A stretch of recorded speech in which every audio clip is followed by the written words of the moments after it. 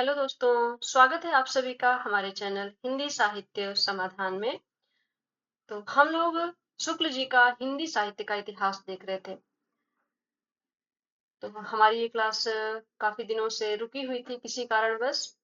आज से फिर से ये हम शुरू कर रहे हैं, शुक्ल जी का इतिहास पढ़ेंगे, जिसमें से 27 क्लासें हमारी हो चुकी हैं और वो सभी हिंदी साहित्य के इतिहास नामक प्लेलिस्ट के नाम से ऐड हो चुकी हैं। उन्हें आप वहां जा करके सीरियल वाइज देख सकते हैं। तो हम लोग देख रहे थे सगुण भक्ति धारा, प्रकरण 6 अंतिम प्रकरण है। यहाँ से हम लोग मनोहर कवि को देखेंगे। तो चलिए शुरू करते हैं। मनोहर कवि ये एक कछवाहे सरदार थे जो अकबर के दरबार में रहा करते थे। शिव सिंह सरोज में लिखा है कि ये फारसी और संस्कृत के अच्छे विद्वान थे। जो मनोहर कवि थे ये संस्कृत और फारसी के अच्छे विद्वान थे। ये किसमें पता चलता है? शिव सिंह सरोज में। और फारसी कविता में अपना उपनाम तौसनी रखते थे। तो ये प्रश्न बने कि ऐसे कौन से कवि हैं जो फारसी कविता में अपना उपनाम तौसनी रखते थे? तो वो मनोहर कवि थे। इन्होंने सत प्रश्नोत्तरी नाम की पुस्तक बनाई है। पुस्तक का नाम है सत प्रश्नोत्तरी तथा नीति और श्रृंगार रस के बहुत से फुटकल दोहे कहे हैं। इनका कविता काल संवत 1620 के आगे माना जा सकता है।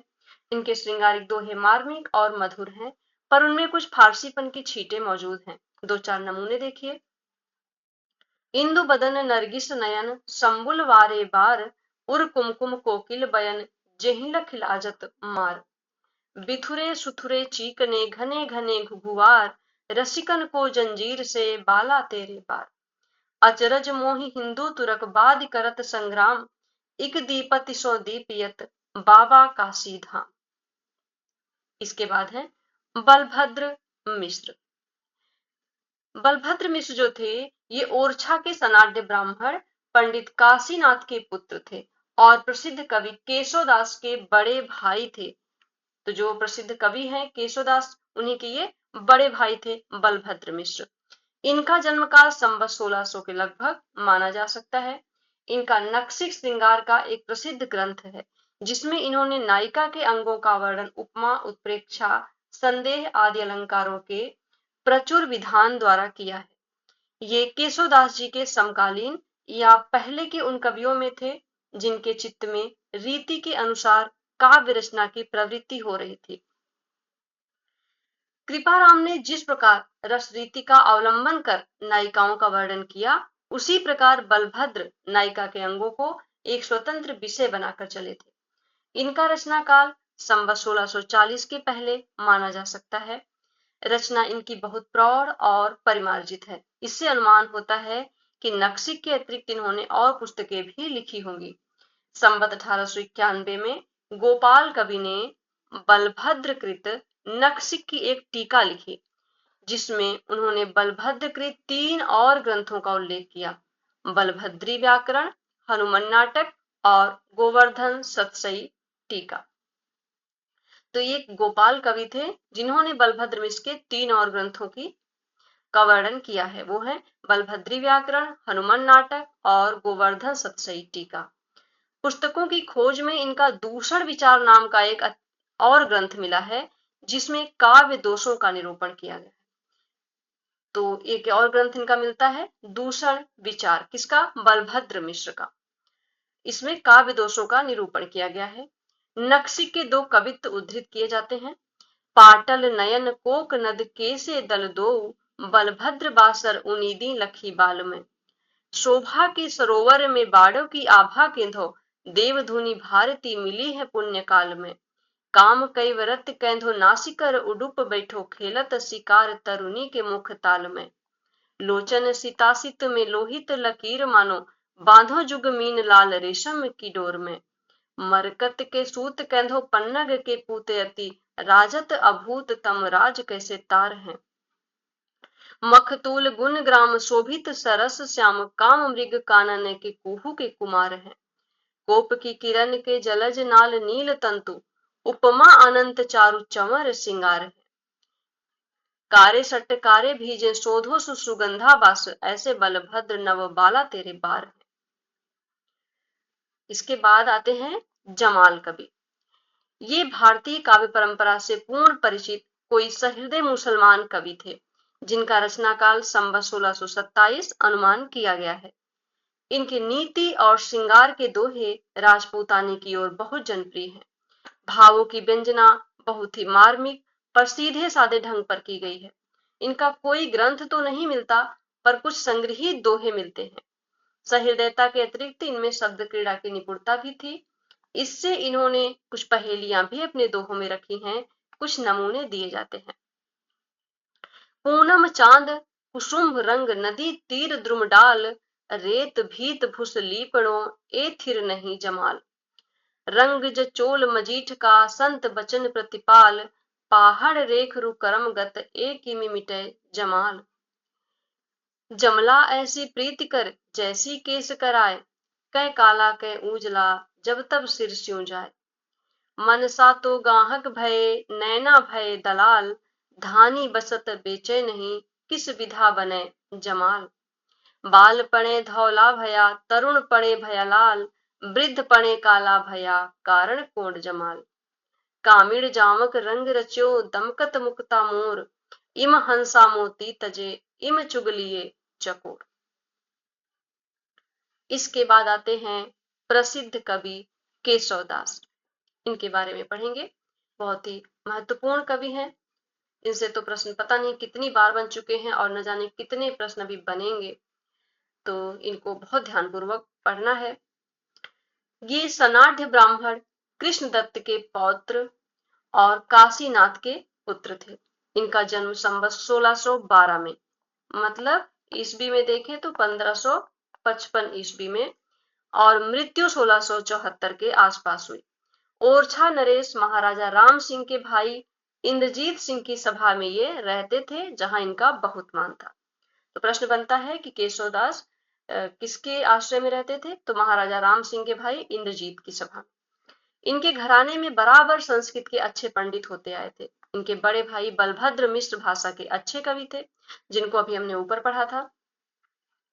इस प्रकार की परिस्थिति में रहकर ये अपने समय के प्रधान साहित्य शास्त्र के कवि माने गए। इनके आविर्भाव काल से कुछ पहले ही रस, अलंकार आदि काव्यांगों के निरूपण की ओर कुछ कवियों का ध्यान जा चुका था। यह स्वाभाविक भी था, क्योंकि हिंदी काव्य रचना प्रचुर मात्रा में हो चुकी थी। लक्ष्य ग्रंथों के उपरांत ही लक्षण ग्रंथों का निर्माण होता है। केशवदास जी संस्कृत के पंडित थे, अतः शास्त्रीय पद्धति से साहित्य चर्चा का प्रचार भाषा में पूर्ण रूप से करने की इच्छा इनके लिए स्वाभाविक थी। केशवदास के पहले संवत 1598 में कृपाराम थोड़ा रस निरूपण कर चुके थे। इसी समय में चरखारी के मोहनलाल मिश्र ने श्रृंगार सागर नामक एक ग्रंथ श्रृंगार रस संबंधी लिखा। नरहरि कवि के साथ अकबरी दरबार में जाने वाले कर्नेश कवि ने कर्णाभरण, श्रुति भूषण और भूप भूषण नामक 3 ग्रंथ अलंकार संबंधी लिखे थे। किसने? कर्नेश कवि ने। कर्नेश कवि ने 3 ग्रंथ लिखे, कर्णाभूषण, श्रुति भूषण और भूप भूषण। ये तीनों ग्रंथ अलंकार संबंधी थे, पर अब तक किसी कवि ने संस्कृत साहित्य शास्त्र में निरूपित काव्यांगों का पूरा परिचय नहीं कराया था। यह काम किसने किया? केशवदास जी ने किया। ये काव्य में अलंकार का स्थान प्रधान समझने वाले चमत्कारवादी कवि थे, जैसा कि इन्होंने स्वयं कहा है। जदपि सुजाति सुलक्षणी सुबरन सरस सुवृत्त, भूषण बिनु न विराजई कविता बनिता मित। अपनी इसी मनोवृत्ति के अनुसार इन्होंने भाम, उद्भट और दंडी आदि प्राचीन आचार्यों का अनुसरण किया था, जो रस, रीति आदि सब कुछ अलंकार के अंतर्गत ही लेते थे। साहित्य शास्त्र को अधिक व्यवस्थित और समुन्नत रूप में लाने वाले मम्मट, आनंदवर्धनाचार्य और विश्वनाथ का नहीं। अलंकार के सामान्य और विशेष 2 भेद करके इन्होंने इसके अंतर्गत वर्णन की प्रणाली ही नहीं, वर्णन के विषय भी ले लिए हैं। इन्होंने अलंकार के 2 भेद किए थे, सामान्य और विशेष। अलंकार शब्द का प्रयोग इन्होंने व्यापक अर्थ में किया है। वास्तविक अलंकार इनकी विशेष अलंकार ही है। अलंकारों के लक्षण इन्होंने दंडी के काव्यादर्श से लिया तथा बहुत सी बातें अमर रचित काव्य कल्पलता वृत्ति और केशव मिश्र कृत अलंकार शेखर से ली है। तो इन्होंने काफी चीजें अलंकारों की काव्यादर्श से ली और अमर रचित के काव्य कल्पलता वृत्ति से ली तथा केशव मिश्र के अलंकार शेखर से ली। पर केशव के 50 या 60 वर्ष पीछे हिंदी में लक्षण ग्रंथों की जो परंपरा चली वह केशव के मार्ग पर नहीं चली। काव्य के स्वरूप के संबंध में तो वह रस की प्रधानता मानने वाले काव्य प्रकाश और साहित्य दर्पण के पक्ष पर रही और अलंकारों के निरूपण में उसने अधिकतर चंद्रालोक और कुवलयानंद का अनुसरण किया।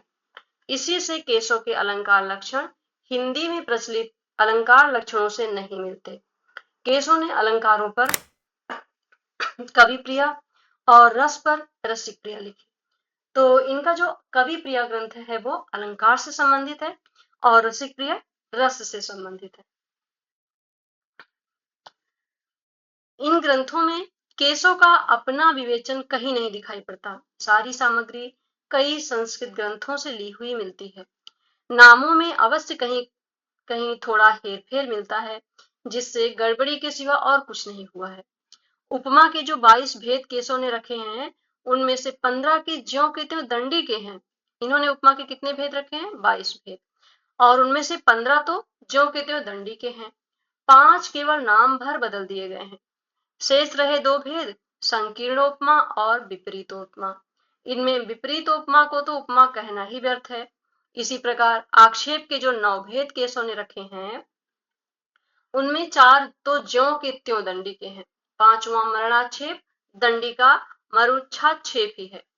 कवि प्रिया का प्रेमालंकार दंडी के प्रेयस का ही नामांतर है। उत्तर अलंकार के चारों भेद वास्तव में पहेलियां हैं। कुछ भेदों को दंडी से लेकर भी केशव ने उनका और ही अर्थ समझा है। केशव के रचे 7 ग्रंथ मिलते हैं: कवि प्रिया, रसिक प्रिया, रामचंद्रिका, वीर सिंह देवचरित, विज्ञान गीता, रतन बावनी और जहांगीर जस चंद्रिका। केशव को कवि हृदय नहीं मिला था। कौन कह रहा है? शुक्ल जी कह रहे हैं केशव को कवि हृदय नहीं मिला था। उनमें वह सहृदयता और भावुकता न थी जो एक कवि में होनी चाहिए। वे संस्कृत साहित्य से सामग्री लेकर अपने पांडित्य और रचना कौशल की धाक जमाना चाहते थे। एक सेकेंड।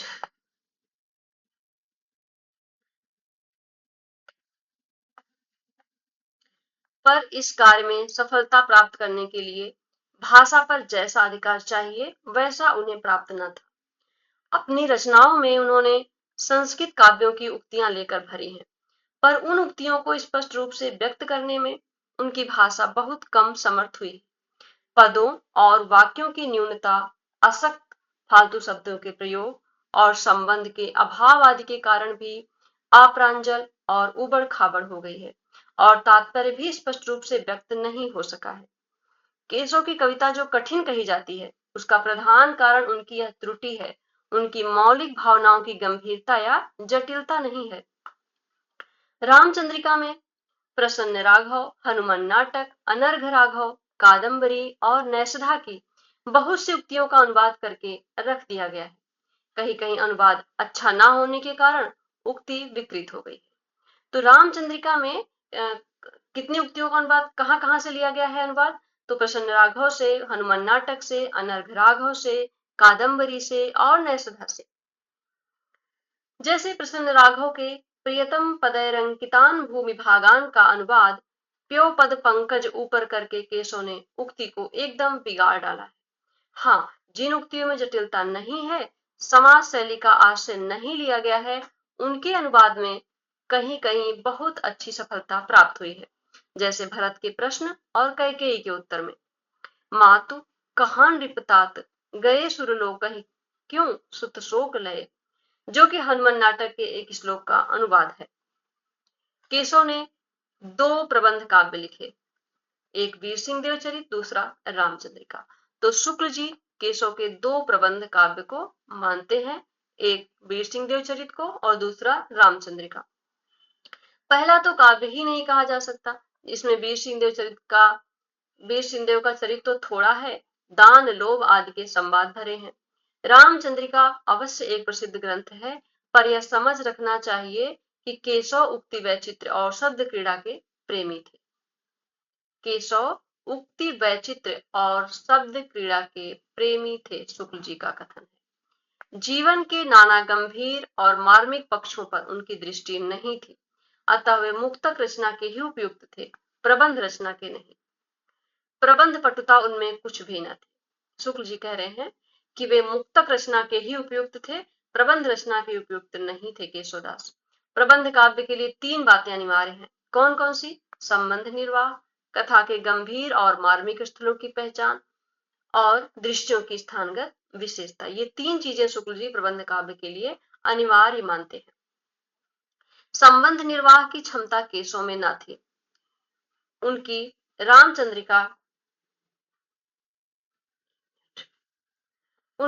रामचंद्रिका अलग अलग लिखे हुए वर्णनों का संग्रह सी जान पड़ती है। कथा का चलता प्रवाह न रख सकने के कारण ही उन्हें बोलने वाले पात्रों के नाम नाटकों के अनुकरण पर पद्यों से अलग सूचित करने पड़े हैं। दूसरी बात भी केशव में कम पाई जाती है। रामायण की कथा का केशव के हृदय पर कोई विशेष प्रभाव रहा हो, यह बात नहीं पाई जाती। उन्हें एक बड़ा प्रबंध काव्य भी लिखने की इच्छा हुई और उन्होंने उसके लिए राम की कथा ले ली। उस कथा के भीतर जो मार्मिक स्थल हैं, उनकी ओर केशव का ध्यान बहुत कम गया है। वे ऐसे स्थलों को या तो छोड़ गए हैं या यूं ही इतिवृत्ति मात्र कहकर चलता कर दिया है। राम आदि को वन की ओर जाते देख मार्ग में पड़ने वाले लोगों से कुछ कहलाया भी तो यह कि किधो मुनि सापहत, किधो ब्रह्म दोषरत, किधो को ठग हो। ऐसा अलौकिक सौंदर्य और सौम्य आकृति सामने पाकर सहानुभूतिपूर्ण शुद्ध सात्विक भाव का उदय होता है। इसका अनुभव शायद एक दूसरे को संदेह की दृष्टि से देखने वाले नीति कुशल दरबारियों के बीच रहकर केशव के लिए कठिन था। दृश्यों की स्थानगत विशेषता केशव की रचनाओं में ढूंढना तो व्यर्थ ही है। पहली बात तो यह है कि केशव के लिए प्राकृतिक दृश्यों में कोई आकर्षण नहीं था। वे उनकी देशगत विशेषताओं का निरीक्षण करने क्यों जाते? दूसरी बात यह है कि केशव के बहुत पहले से ही इसकी परंपरा एक प्रकार से उठ चुकी थी। कालिदास के दृश्य वर्णनों में देशगत विशेषताओं का जो रंग पाया जाता है, वह भवभूति तक तो कुछ रहा, उसके पीछे नहीं। फिर तो वर्णन रूढ़ हो गए। चारों ओर फैली हुई प्रकृति के नाना रूपों के साथ केशव के हृदय का सामंजस्य कुछ भी न था। अपनी इस मनोवृत्ति का आभास उन्होंने यह कहकर कि देखे मुख भावे अन देखई कमल चंद, ताते मुख मुखे सखी कमलो न चंदरी, यह कहकर साफ दे दिया है। ऐसे व्यक्ति से प्राकृतिक दृश्यों के सच्चे वर्णन की भला क्या आशा की जा सकती है? पंचवटी और प्रवर्षण गिरी ऐसे रमणीय स्थलों में शब्द साम्य के आधार पर श्लेष के एक भद्दे खिलवाड़ के अतिरिक्त और कुछ न मिलेगा। केवल शब्द साम्य के सहारे जो उपमान लाए गए हैं कि किसी रमणीय दृश्य से उत्पन्न सौंदर्य की अनुभूति के सर्वथा विरुद्ध या बेमेल, जैसे प्रलय काल, पांडव, सुग्रीव, शेषनाग। सादृश्य या साधारण की दृष्टि से दृश्य वर्णन में जो उपमाएं, उत्प्रेक्षाएं आदि लाई गई हैं, वे भी सौंदर्य की भावना में वृद्धि करने के स्थान पर कुतूहल मात्र उत्पन्न करती हैं। जैसे श्वेत कमल के छत्तों पर बैठे हुए भंवरे पर यह उक्ति, केशव केशव राय मनो कमलासन के सिर ऊपर सो है। पर कहीं कहीं रमणीय और उपयुक्त उपमान भी मिलते हैं, जैसे जनकपुर के सूर्योदय वर्णन में, जिसमें कापालिक काल को छोड़कर और सब उपमान रमणीय हैं। सारांश यह कि प्रबंध काव्य रचना के योग्य न तो केशव में अनुभूति ही थी और न शक्ति थी। कथन है शुक्ल जी का। परंपरा से चले आते हुए कुछ नियत विषयों के, जैसे युद्ध, सेना की तैयारी, उपवन, राज दरबार के ठाट बाट, श्रृंगार और वीर रस, फुटकल वर्णन ही अलंकारों की भरमार के साथ वे करना जानते थे। इसी से बहुत से वर्णन यूं ही बिना अवसर का विचार किए वे भरते गए हैं। वे वर्णन के लिए करते थे, न कि प्रसंग या अवसर की अपेक्षा से। कहीं कहीं तो उन्होंने उचित अनुचित की भी परवाह नहीं की है, जैसे भारत की चित्रकूट यात्रा के प्रसंग में सेना की तैयारी और तड़क भड़क का वर्णन। अनेक प्रकार के रूखे सूखे उपदेश भी बीच बीच में रखना वे नहीं भूलते थे। दान महिमा, लोभ निंदा के लिए तो वे प्रायः जगह निकाल लिया करते थे।